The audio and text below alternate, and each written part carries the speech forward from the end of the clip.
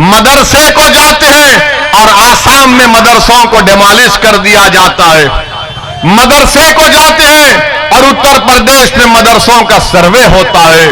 मदरसे जाकर कुरान की तिलावत सुनते हैं और उत्तर प्रदेश में वक्फ की जायदादों का सर्वे किया जा रहा है ताकि मुसलमानों की वक्फ की जायदादों को उनसे छीन लिया जाए। क्या आप बिल्किस बानो से मिलकर उससे कह सकते हैं कि तुझ पर जुल्म हुआ, हम इंसाफ दिलाएंगे? मोहन भागवत बिल्किस बानो से इंसाफ दिला सकेंगे? उस बच्ची को जिसको उसके पड़ोसियों ने उसका रेप किया, अस्मत रेजी की, बलात्कार किया। बीजेपी आरएसएस एक नया ड्रामा कर रही, और वो नया ड्रामा क्या है कि मोहन भागवत आरएसएस के सर संचालक दिल्ली में एक मदरसे को चले गए।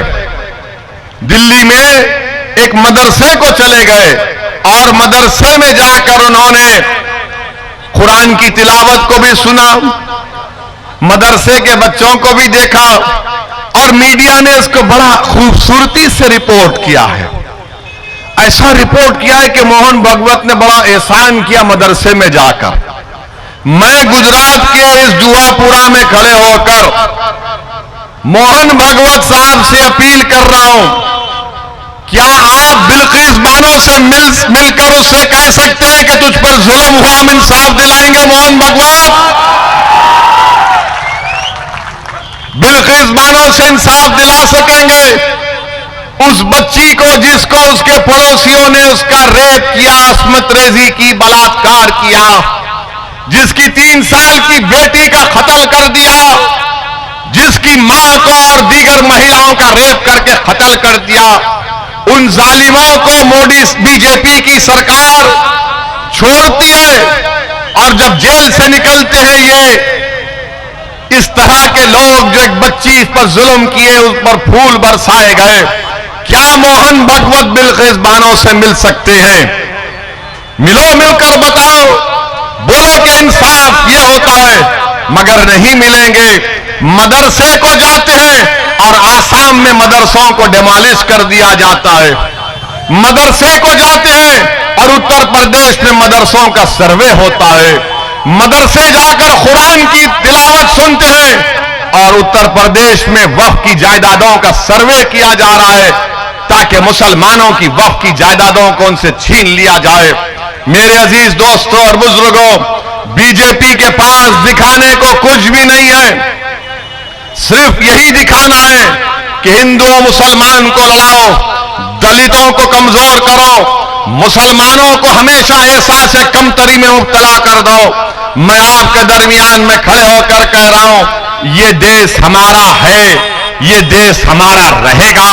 इस देश में हमारे बुजुर्गों की कुर्बानियों से, हमारे बुजुर्गों की मेहनत से, उलमाओं की कुर्बानियों से, अंग्रेजों की गुलामी से इस देश को आजादी मिली है। और ये मुल्क को अच्छा करना, इस देश को ताकतवर बनाना, ये हमारी भी जिम्मेदारी है।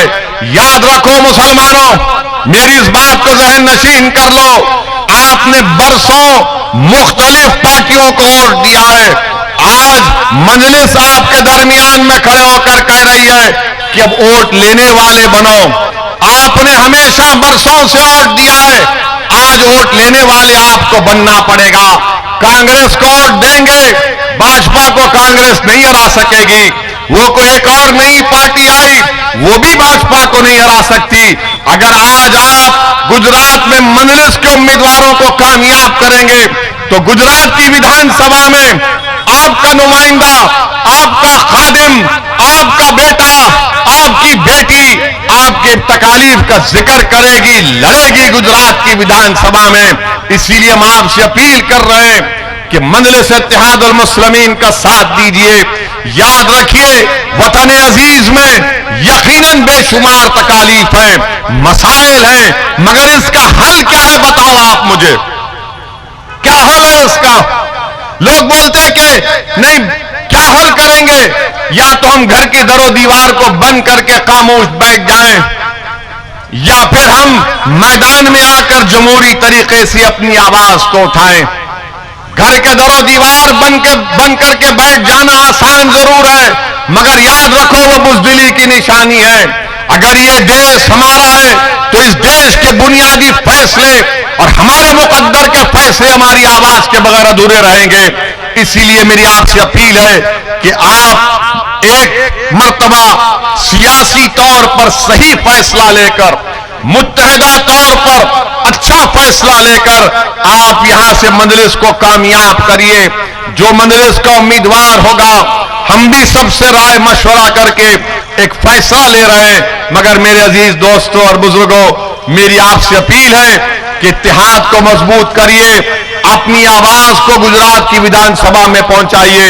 यही चंद गुजारिशात मुझे आप तक कहना था और मैं आपसे वादा कर रहा हूं कि इंशाअल्लाह ताला आने वाले दिनों में मैं आपके इलाकों में आऊंगा। एक नहीं 4-4 घंटे पैदल दौरा करूंगा। आपका घर मेरा घर है, ये आपका घर नहीं है, मेरा घर है ये। मैं आपके घर पर दरवाजे पर आऊंगा, आपका बेटा बनकर आऊंगा, आपका भाई बनकर आऊंगा। बल्कि अगर आप कहेंगे तो आपके इत्तेहाद की भीख मांगने में आपके दरमियान में आया हूं। मैं अपने लिए नहीं आया हूं गुजरात को, मैं इसलिए आया हूं कि आपके मसाइल हल हो जाएं। मैं अपनी इज्जत या अपनी दौलत या अपनी अनानियत में इजाफे के लिए नहीं आया हूं। मैं आपके दरमियान में आया हूं, आता रहूंगा ताकि जुल्म का खात्मा हो सके। बताओ, जुआ पूरा मुसलमानों का इलाका है और उस बुनियाद पर उसको नजरअंदाज कर दिया जाता है। इससे बड़ा जुल्म नहीं हो सकता। बहरहाल मुझे यकीन है कि आप हमारा साथ देंगे और हमारी सरपरस्ती करेंगे, हम हमारी गलतियों को सुधारेंगे। यही चंद बातें मुझे आप तक कहना था। आपका बेहद शुक्रिया। अस्सलाम वालेकुम व रहमतुल्लाहि व बरकातहू।